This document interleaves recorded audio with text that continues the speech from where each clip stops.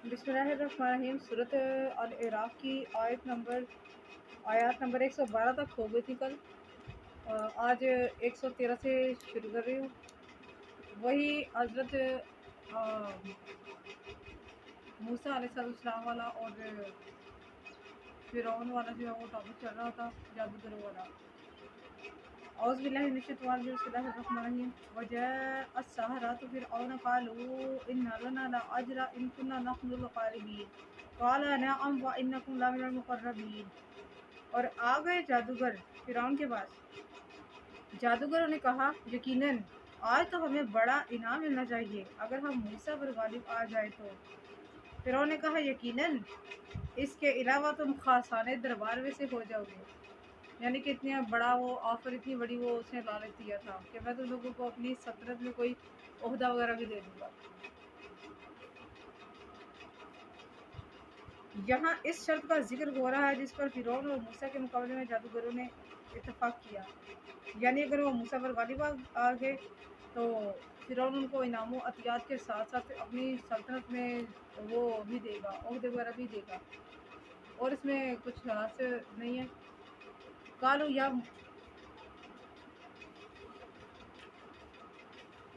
या मूसा इम्मा अन तुल्किया व इम्मा अन नकुना नहनुल मुल्कीन काला अलकू फलम्मा अलकू सहरू आयुनन नासी वस्तरहबूहुम वजाअू बिसिहरिन अजीम। जादूगरों ने कहा है, मूसा या तो तुम पहले डालो वरना हम ही डालने वाले हैं। आप अलैहिस्सलाम ने फरमाया, तुम ही डालो। बस जब उन्होंने डाला तो जादू कर दिया उन्होंने लोगों की आंखों पर और खौफ ज़्यादा कर दिया इन्हें और मुजाहिरा किया इन्होंने बड़े जादू का। आज करीमा से सारा कुछ क्लियर है कि इन लोगों ने जादू से सिर्फ नज़रों को धोखा दिया जा सकता है, इसके अलावा और जादू का कोई वजूद नहीं होता। क्योंकि ये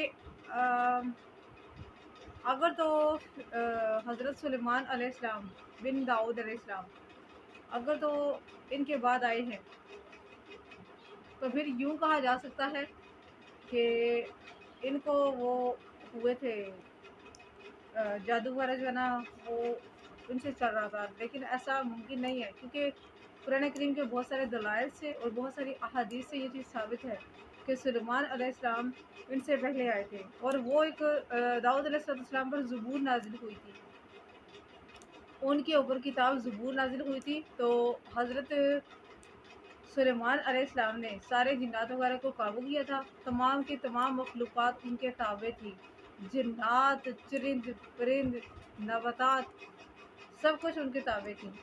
इतना बड़ा मतलब उनको वो इतने बड़े मोजज़ात उनको हासिल थे। मूसा अलैहिस्सलाम से उन लोगों ने कहा कि अगर तुम कहते हो तो तुम डाल लो वरना हम अपने करतब दिखाने वाले हैं, हम करतब दिखाएंगे। मूसा अलैहिस्सलाम के इस बात में कि तुम पहले डालो, तुम ही डालो पहले, हिकमत थी। वो हिकमत ये थी कि जो तो मूसा के पास था वो तो हकीकी था, वो कोई जादूगर नहीं था, वो अल्लाह ताला का अता किया हुआ मोजिज़ा था। इसलिए मूसा अलैहिस्सलाम ने इसी में हिकमत जानी कि पहले लोग इनके फरेबकारियों को देख लें, उसके बाद जो मेरे पास अल्लाह ताला का दिया हुआ मोजिज़ा है उसको अल्लाह ताला के हुक्म से मैं उसको डालूँगा। उसके बाद सारे के सारे लोगों वहाँ पर मजमे में मौजूद लोगों पर जब जादूगरों ने अपनी शोबदाबाजी और नज़र फरेबी से वो लोगों की आंखों पर जादू किया, मतलब लोग आंखों पर फरेब किया, जादू किया, तो उस वक्त सारे लोगों को सांप ही सांप पूरे वो उस जगह में, पूरे उस मुकाम पर जहाँ पर उन्होंने डालना था, सारे के सारे उनको सांप ही नजर आए थे। बाद बुजुर्ग कहते हैं कि ये लोग 30,000 30,000 जादूगर थे जो उसने अरेंज किए थे फ़िरौन ने। उनमें लाठियाँ थी और रस्सियाँ थी जिनको उन्होंने सांप शो करना था, जो उन्होंने अपने जादू के फरेब से उन चीज़ों को सांप बना दिया था। अब यूँ हुआ कि हज़रत इब्न अब्बास रज़ी अल्लाह फरमाते हैं उन्होंने बहुत मोटी मोटी रस्सियाँ और लंबी लंबी लाठियाँ फेंकी। ان کے جادو سے حضرت موسیٰ علیہ السلام کو یہ خیال ہوا کہ وہ دوڑ رہی ہیں، یعنی کہ آنکھوں جادوگر جو ہوتے ہیں وہ آنکھوں پہ ہی وہ آنکھوں سے کرتب دکھاتے ہیں، آنکھوں کا کمال کرتے ہیں نا، آنکھوں میں آنکھوں کا فریب اور ہاتھ کی صفائی ہوتی ہے، یہ سارا کچھ ان کے جادو سے موسیٰ علیہ السلام کو یہ خیال ہوا۔ ہر ساحر کے پاس رسی اور لاٹھی تھی۔ موسیٰ علیہ السلام ایساٹ ٹیکے ہوئے اپنے بھائی کے ساتھ نکلے اور فرعون کے دربار میں پہنچ گئے۔ فرعون اپنی محفل لگائے ہوئے بیٹھا تھا۔ سب سے پہلے جادوگروں نے اپنے جادو کے کرشمے سے پہلے موسیٰ علیہ السلام، پھر فرعون علیہ السلام اور سب کی لوگوں کی نظر بندی کر دی۔ پھر ان میں سے ہر ایک نے اپنی اپنی رسی اور لاٹھی پھینکی تو رسیاں اور لاٹھیاں اچانک پہاڑوں کی طرح سانپ بن گئی۔ سارا میدان سانپوں سے بھر گیا۔ سانپ ایک دوسرے کے اوپر رینگ رہے تھے۔ یہ 30,000 سے زائد جادوگر تھے۔ جادو سے لوگوں کی نظر بندی ہو گئی اور یہ منظر دیکھ کر سب دہشت زدہ ہو گئے۔ قاسم بن نبی برہ فرماتے ہیں فرعون نے 70,000 جادوگر اکٹھے کیے۔ انہوں نے 70,000 رسیاں اور 70,000 لاٹھیاں ڈالی تھیں جو رینگتے ہوئے سانپ کی شکل اختیار کر گئی۔ اس لیے فرمایا وَجَاءُوا بِسِحْرٍ عَظِيمٍ وَأَوْحَيْنَا إِلَىٰ مُوسَىٰ أَنْ أَلْقِ عَصَاكَ فَإِذَا هِيَ تَلْقَفُ مَا يَأْفِكُونَ فَوَقَعَ الْحَقُّ وَبَطَلَ مَا كَانُوا يَعْمَلُونَ فَغُلِبُوا هُنَالِكَ وَانقَلَبُوا صَاغِرِينَ وَأُلْقِيَ السَّحَرَةُ سَاجِدِينَ قَالُوا آمَنَّا بِرَبِّ الْعَالَمِينَ رَبِّ مُوسَىٰ وَهَارُونَ۔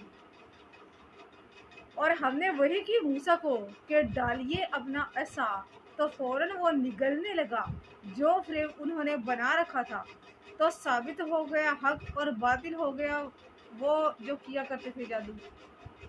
یوں فرعونی مغلوب ہو گئے وہاں بھرے مجمع میں اور پلٹے ذلیل و خوار ہو کر۔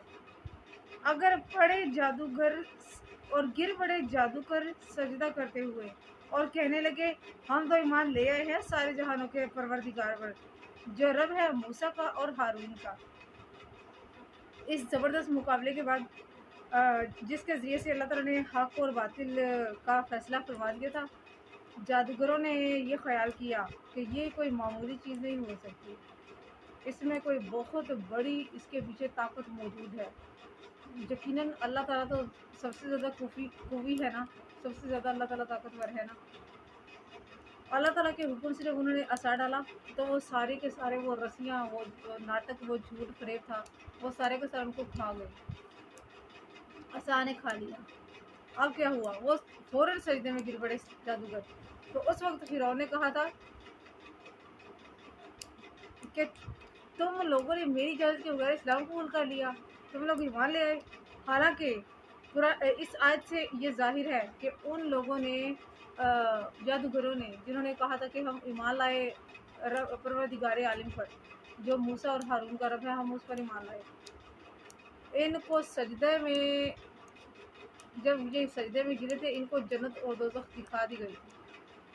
قال فرعون آمنتم به قبل ان آذن لكم ان هذا لمكر مكرتكم بالمدينة لتخرجوا منها اهلها فسوف تعلمون لأقطعن أيديكم وأرجلكم من خلاف ثم لأصلبنكم أجمعين قالوا إنا إلى ربنا منقلبون وما تنقموا منا إلا أن آمنا بآيات ربنا لما جاءتنا ربنا أفرغ علينا صبرا وتوفنا مسلمين۔ فرعون نے کہا تم تو ایمان لائے ہوئے تھے اس سے پہلے کہ میں تمہیں اجازت دیتا، تم نے ایسا کیوں کیا؟ بے شک یہ ایک فریب ہے جو تم سب نے مل کر کیا ہے شہر میں، تاکہ تم نکال دو یہاں سے اس کے اصلی باشندوں کو، ابھی تمہیں معلوم ہو جائے گا۔ میں پہلے تو کاٹوں گا تمہارے ہاتھ، پھر تمہارے پاؤں مختلف اطراف سے، پھر سولی پر لٹکاؤں گا تم سب کے سب کو۔ وہ بولے پرواہ نہیں ہمیں اس کی، ہم تو اپنے رب کی طرف جانے والے ہی ہیں، اور تو کیا ناپسند کرتا ہے کہ ہم سے سوائے اس کے کہ ہمیں مان لائے اپنے رب کی آیتوں پر جب وہ آئیں ہمارے پاس، اے ہمارے رب ڈال دے ہم پر صبر اور موت دے ہمیں اس حال میں کہ ہم مسلمان ہوں۔ اللہ اکبر۔ یقیناً بے شک اب یوں ہوا کہ سارا کچھ آیت کریمہ سے کلیئر ہے اور اس میں کوئی وہ تشریح کرنے کے لیے کوئی چیز نہیں ہے۔ موسیٰ علیہ السلام کی ولادت سے قبل آپ کے وجود سے خوف زدہ ہونے کی بنا پر اس نے یہ حکم جاری کیا تھا، لیکن اس کی تدبیر بے سود رہی اور معاملہ اس کے قصد کے برعکس ہوا۔ بنی اسرائیل کو ذلیل کرنے اور انہیں مغلوب رکھنے کی غرض سے یہ حکم اس نے دوبارہ لاگو کر دیا، لیکن اس کا ارادہ دھرے کا دھرا رہ گیا، اس کا منصوبہ خاک میں مل گیا۔ جو اس نے وہ میں نے آپ کو پہلے بتایا تھا کہ اس نے وہ آگ والا وہ ایک رکھا تھا اور ایک کچھ ہیرے موتی وغیرہ چمکدار ہیرے موتی وغیرہ رکھے تھے ایک برتن میں۔ اللہ تعالیٰ نے موسیٰ اور بنی اسرائیل کو عزت بخشی، جبکہ فرعون کو ذلیل و رسوا کر دیا۔ وہ حق آلود ہوا اور اللہ تعالیٰ نے اسے لشکر سمیت غرق کر دیا۔ جب بنی اسرائیل کو تکلیف پہنچانے کا فرعون نے عزم مصمم کر لیا تو حضرت موسیٰ نے اپنی قوم سے فرمایا تھا استعینوا باللہ واصبروا، یعنی کہ اپنے رب سے دعا مانگو، مدد مانگو اور صبر کرو۔ آپ نے ان کے ساتھ اچھے انجام کا وعدہ کیا اور یقین دلایا کہ ملک تمہارا ہی ہوگا۔ ان اللہ ارض للہ، یعنی کہ اللہ تعالیٰ کی ملکیت ہے زمین و آسمان اور جسے چاہے دے دے۔ اس دن من قبل بنی اسرائیل موسیٰ علیہ السلام سے کہنے لگے آپ کی آمد سے پہلے بھی ہم ذلت و رسوائی کا شکار تھے اور آپ کی آمد کے بعد بھی